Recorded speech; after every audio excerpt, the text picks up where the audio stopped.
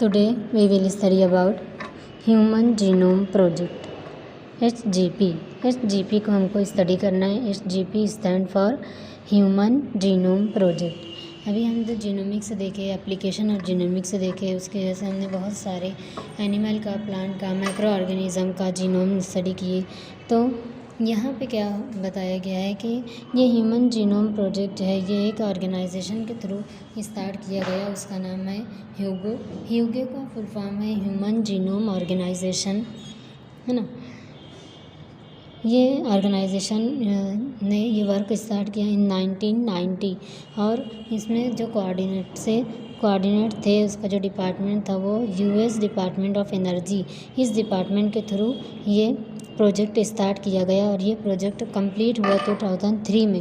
1990 से शुरू होकर 2003 में कंप्लीट हुआ। यहाँ पर ये बात रखी गई कि हम जब इतने एनिमल का, प्लांट का और माइक्रो ऑर्गेनिज्म का जीनोम स्टडी कर रहे हैं, उससे हमको इतनी मालूमात मिल रही है कौन कौन से प्लांट में, एनिमल में कौन सी फ़ायदेमंद चीज़ें हैं जो ह्यूमन के लिए अच्छी है ना, कौन से माइक्रो ऑर्गेनिज्म से कौन सा एंजाइम मिलेगा। तो क्यों ना हम ह्यूमन जीनोम को स्टडी करें और उसके जीनोम में देखें कौन कौन सी खूबियाँ हैं और किससे सिमिलर हैं और हमको क्या फ़ायदा हो सकता है। उस बेस पर ये बनाई गई कमेटी, ये प्रोजेक्ट स्टार्ट किया गया और उसमें हिस्सा लेने वाले जो ममालिक थे, जो कंट्रीज़ थे, उसमें USA, France, Germany, India, China, Japan और यूनाइटेड किंगडम, इन लोगों का बड़ा रोल रहा जो एक्टिव पार्टिसिपेंट थे यहाँ पर, जिसकी वजह से ये प्रोजेक्ट कंप्लीट हो पाया। अब ये प्रोजेक्ट का एम देखेंगे हम कि क्यों इन लोगों ने ये प्रोजेक्ट शुरू किया था।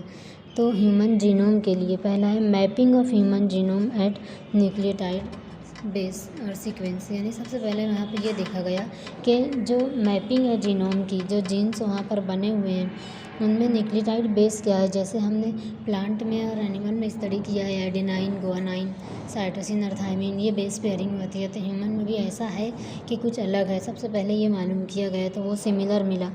उसके बाद to store the information from project in database, और जितनी भी इंफॉर्मेशन मिली कि कौन कौन से जीनोम हैं, कितने टाइप के हैं, उनसे क्या क्या बना है, ये सारी नॉलेज जो है उसको डाटाबेस के फॉर्म में स्टोर किया गया, है ना। उसके बाद ट्रांसफ़र टेक्नोलॉजी टू इंडस्ट्री। यहाँ पे क्या बताया गया है कि जो जितनी भी नॉलेज हमको मिली उसको देखेंगे, यानी इंसान के अंदर कौन कौन सी बीमारियाँ होती हैं, तो उसके खिलाफ कौन सा एंटीबायोटिक यूज़ कर सकते हैं उन डिसीज़ेज़ को किल करने के लिए, और ह्यूमन हेल्थ के लिए और ह्यूमन हेल्थ केयर के लिए कौन कौन सी फूड हम ले सकते हैं, उसमें क्या इम्प्रूवमेंट कर सकते हैं। ये सारी इंफॉर्मेशन को से यानी एनिमल से और प्लांट से वो जीनोम मिलेंगे जिससे फ़ायदा होगा, वो सब के ऊपर रिसर्च करके और फिर उसको इंडस्ट्री में, प्राइवेट सेक्टर में देना ताकि वो एंटीबायोटिक्स वहाँ तैयार हो सके और फिर ऑल ह्यूमन बींग्स जो ऑल वर्ल्ड हैं हर एक की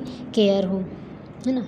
उसके बाद है कि care legal and ethical and social issues, ये सबसे मेन है। केयर लेना है लीगल यानी कि रूल के मुताबिक। जैसे ह्यूमन जीनोम की स्टडी हुई है तो ह्यूमन का जो जीनोम है उसको दूसरे एनिमल के साथ मिक्स नहीं करना है। वजह कि ह्यूमन जो वाइजेस्ट एनिमल है, सुपर एनिमल है, क्रिएचर है, नेचर का सबसे ज़्यादा हाई पावर का है, उसको जो लोअर एनिमल है उनके साथ मिक्स करके उसका लेवल नहीं गिराना है हमको, उसके जो कैरेक्टर्स हैं उसको बरकरार रहने देना। इस चीज़ की सबसे पहले केयर ली गई, इसीलिए यहाँ लीगल लिया गया। उसके बाद एथिकल और सोशल यानी कि समाजी सतह पे भी, ताकि कोई गलत काम कोई कंट्री में, कहीं कोई लैब में तो नहीं हो रहा है कि ह्यूमन जीनोम को लेकर कुछ और किया जा रहा है, उसको रोकने के लिए भी ये कमेटी जो बनाई गई थी।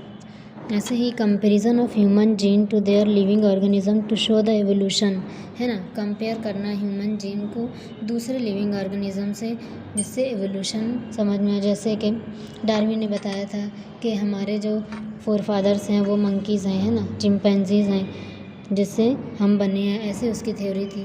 तो उस रिसर्च में ये भी समझ में आया कि मंकी के जो जीनोम है वो 99% ह्यूमन से मिलते हैं, और दूसरा है माउस के जो जीनोम है वो 97.5% है जो ह्यूमन के जीन से मैच होते हैं। तो इस तरीके से इवोल्यूशन में भी हमको मदद मिलती है। इसके अलावा यहाँ क्या बताया गया कि ये इंफॉर्मेशन जो है ये क्लोज इंफॉर्मेशन है और रैपिड डेवलपमेंट होगी न्यू एरिया में।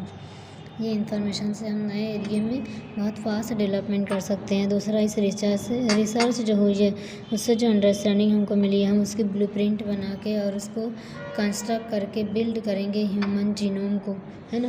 ह्यूमन जीनोम को बनाएंगे जो फ़ायदेमंद है, जिसको हम यूज़ कर सकते हैं, तो उसकी बिल्डिंग करेंगे कैसे, ब्लूप्रिंट निकाल के।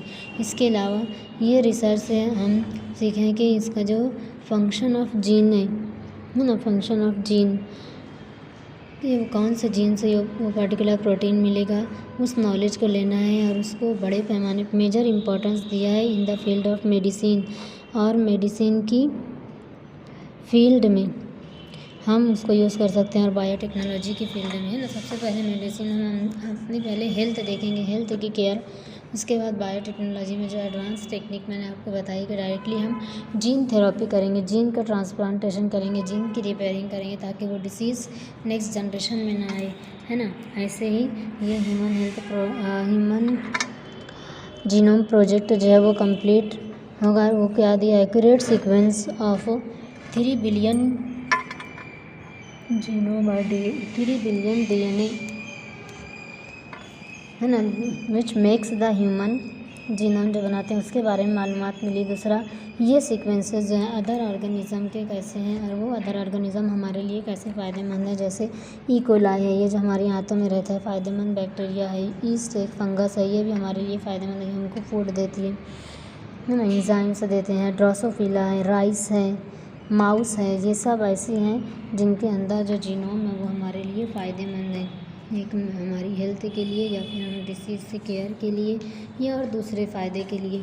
तो इस तरीके से ये ह्यूमन जीनोम प्रोजेक्ट जो है बहुत फ़ायदेमंद साबित हुआ है और ये 1990 में स्टार्ट हुआ, 2003 में एंड हुआ। और इसमें उसकी जो कोऑर्डिनेट थे, जो शुरू करने वाले थे, वो US डिपार्टमेंट ऑफ एनर्जी के थे, और जिसमें ये सारी कंट्रीज़ ने एक्टिव पार्टिसिपेशन दिया, जिसकी वजह से ये ह्यूमन प्रोजेक्ट कंप्लीट हुआ और जिसके वजह से आज भी हमको बहुत ज़्यादा फ़ायदा है।